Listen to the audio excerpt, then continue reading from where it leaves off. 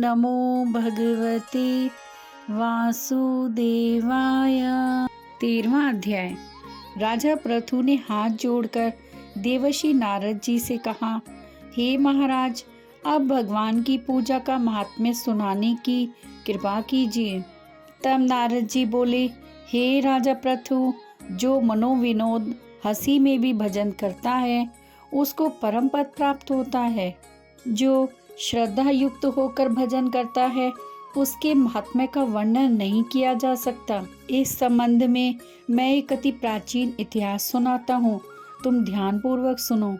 नारद जी ने कहा, कलिंद पर्वत पर दीर्घपुर नामक नगर में सुबाहु नाम का एक अत्यंत धर्मात्मा राजा राज्य करता था। वह प्रजा का पुत्र के समान पालन करता था।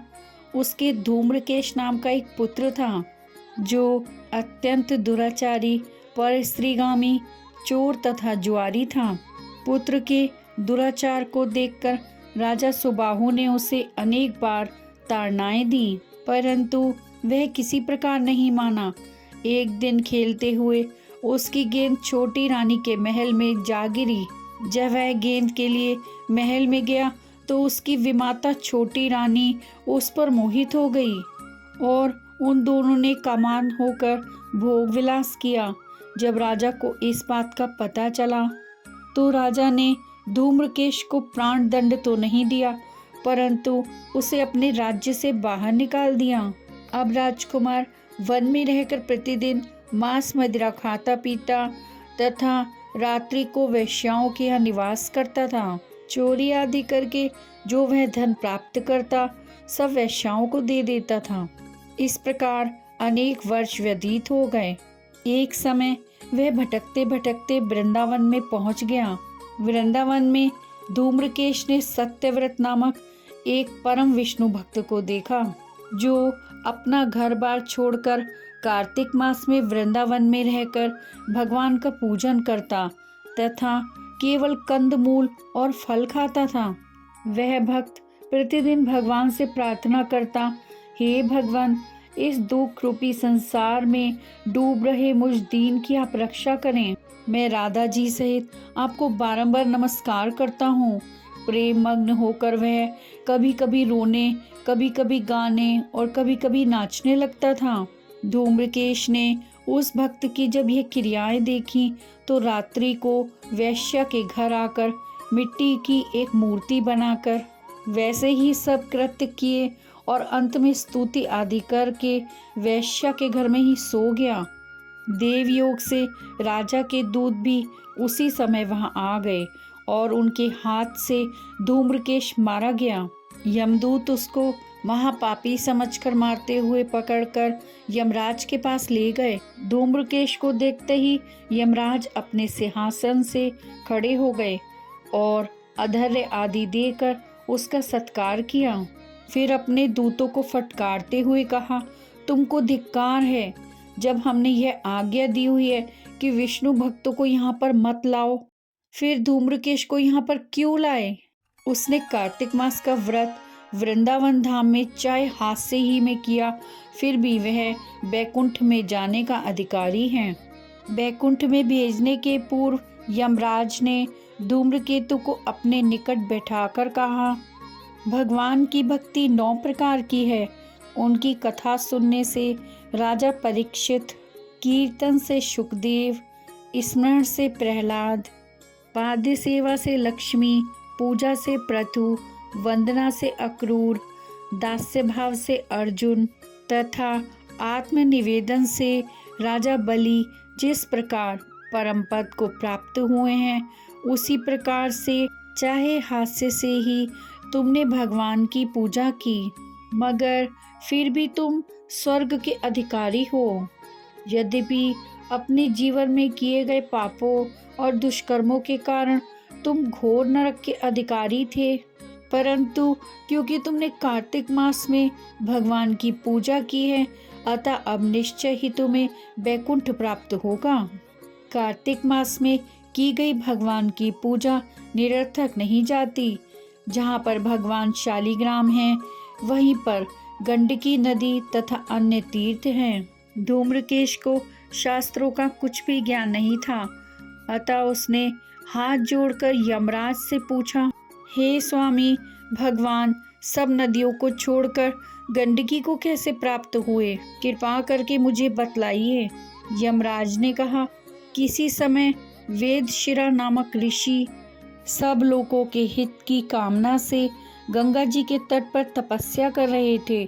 उनके इस घोर तप से भयभीत होकर इंद्र ने ऋषि की तपस्या भंग करने के लिए मंजू घोषा नाम की अप्सरा को भेजा।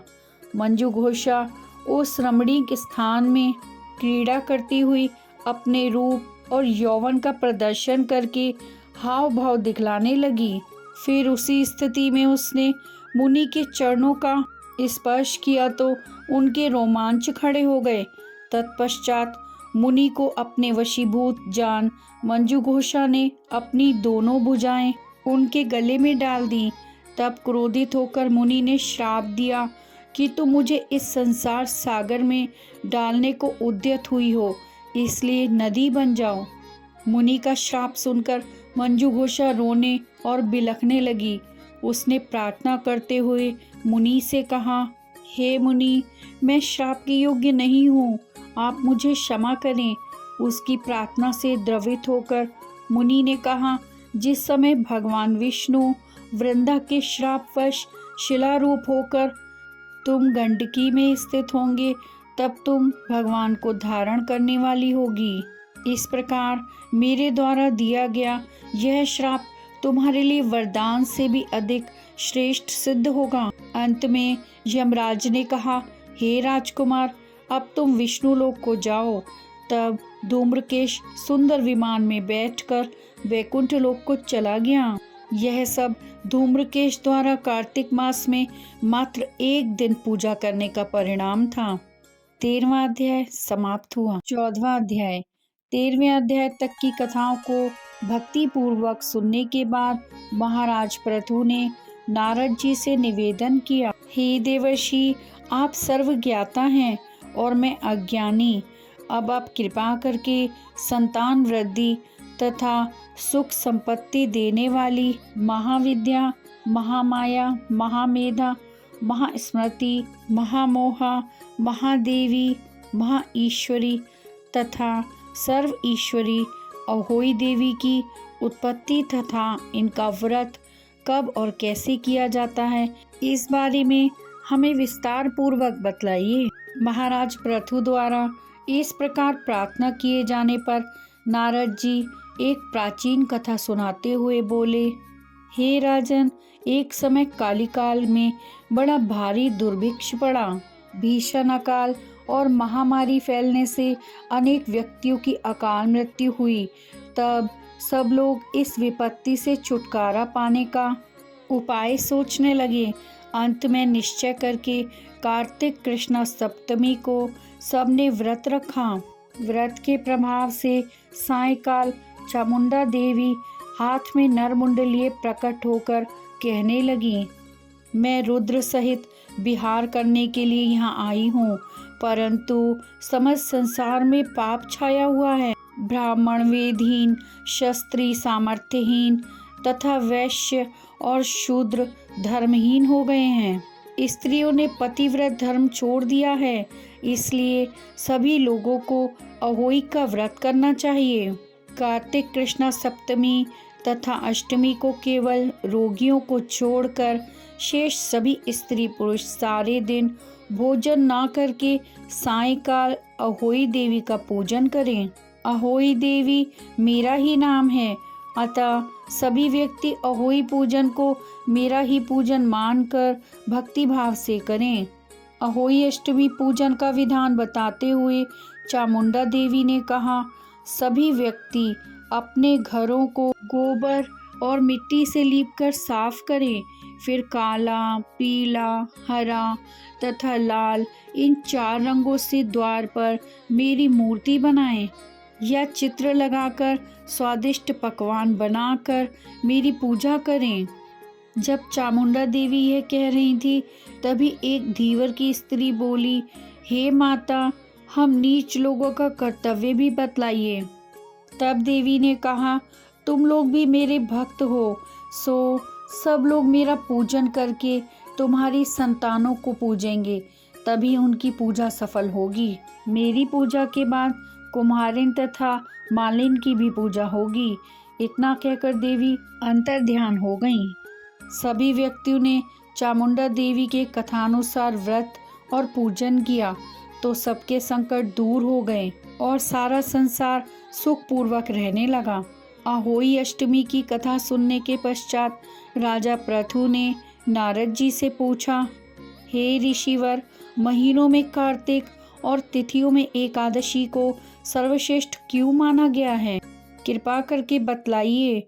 तब नारद जी ने कहा, हे राजन, एक बार यही प्रश्न सत्यभामा जी ने भगवान श्री कृष्ण से पूछा था।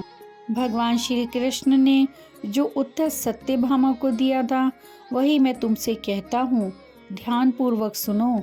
एक समय सत्यभामा जी ने श्री कृष्ण जी से पूछा, हे प्राणनाथ, जब सभी मास और तिथियां बराबर हैं तब कार्तिक मास और एकादशी तिथि क्यों सर्वोत्तम मानी गई है? तब श्री कृष्ण जी ने कहा, हे प्रिय, शंख नामक एक दैत्य समुद्र का पुत्र था। वह दैत्य इतना बलवान था कि उसने इंद्र आदि देवताओं को स्वर्ग से निकालकर उनका स्थान स्वयं ले लिया था।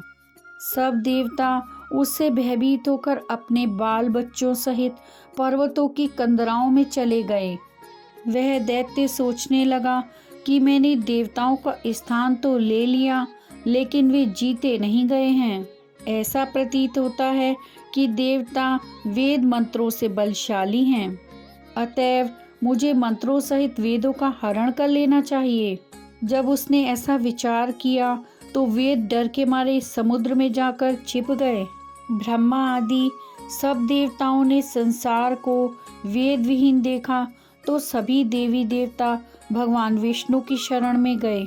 शेष शैया पर भगवान को निद्रामग्न देखकर सभी देवता उन्हें जगाने के लिए स्तुतियां, भजन, कीर्तन और गायन वादन आदि क्रियाएं करने लगे। भगवान श्री विष्णु के जग जाने पर सभी देवताओं ने आवाहन, आसन, पाद्य, अधर्य, आचमन, स्नान, वस्त्र, यज्ञोपवित्र, चंदन, पुष्प, धूप, दीप, नैवेद्य, तांबुल, प्रदक्षिणा तथा नमस्कार द्वारा भगवान विष्णु का षोडोपचार पूजन किया।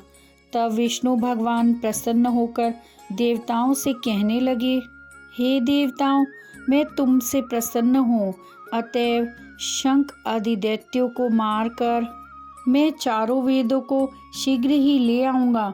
परंतु आज से वेद बीज मंत्रों सहित कार्तिक मास में जल में निवास करेंगे। अतएव कार्तिक के महीने में जो कोई जल में स्नान करेगा उसको यज्ञ करने के समान फल प्राप्त होगा और उसके समस्त विघ्न दूर हो जाएंगे। हे देवताओं, आज एकादशी के दिन आप सबने मुझे जगाया है, इसलिए सब तिथियों में एकादशी की मान्यता अधिक होगी। वस्तुतः कार्तिक तथा एकादशी का व्रत मुझे अत्यंत प्रिय है। आगे की कथा सुनाते हुए नारद जी ने कहा, हे राजन, इतना कहकर भगवान मछली का रूप धारण करके विंध्याचल में निवास कर रहे महर्षि कश्यप जी की अंजलि में आ गए। कश्यप जी ने उनको कमंडल में डाल दिया। जब कमंडल भर गया तो मत्स्य रूपधारी भगवान कहने लगे कि हमको कोई बड़ा स्थान दो। तब कश्यप जी ने घड़ा दिया, घड़ा भी भर गया। तब उन्होंने कुएं में छोड़ दिया, परंतु भगवान मत्स्य रूप में तेजी से बढ़ते गए। अतः कश्यप जी ने उनको समुद्र में डाल दिया। भगवान ने एक अत्यंत विशाल मछली का रूप धारण करके दैत्य शंकासुर को मार दिया। शंकासुर को मारने के पश्चात भगवान मत्स्य रूप त्याग कर विश्राम हेतु बद्री नारायण चले गए। बद्री नारायण में भगवान ने देवताओं से कहा, हमने शंकासुर को मार दिया है, अतः ऋषि और मुनि जाकर समुद्र के अंदर से वेदों को ढूंढ लाएं। तब तक प्रयाग में मेरा निवास रहेगा। तब ऋषियों ने अपने तपोबल द्वारा समुद्र में से वेदों के 6 अंगों छंद, व्याकरण, कोश, वैद्यक, ज्योतिष तथा स्मृति को ढूंढ निकाला। जिस वेद का जो भाग जिस ऋषि को मिला, तब से वह भाग उसी ऋषि का माना जाता है। इसके बाद समस्त ऋषि ब्रह्मादि देवताओं सहित प्रयाग गए और उन्होंने वहां पर अश्वमेघ यज्ञ किया। इसलिए प्रयाग को तीर्थों का राजा कहा जाता है। प्रयागराज में स्नान, दान तथा यज्ञादि करने वालों के जन्म जन्मांतर के पाप समूल नष्ट हो जाते हैं और वे मोक्ष के अधिकारी बन जाते हैं, इसमें संदेह नहीं।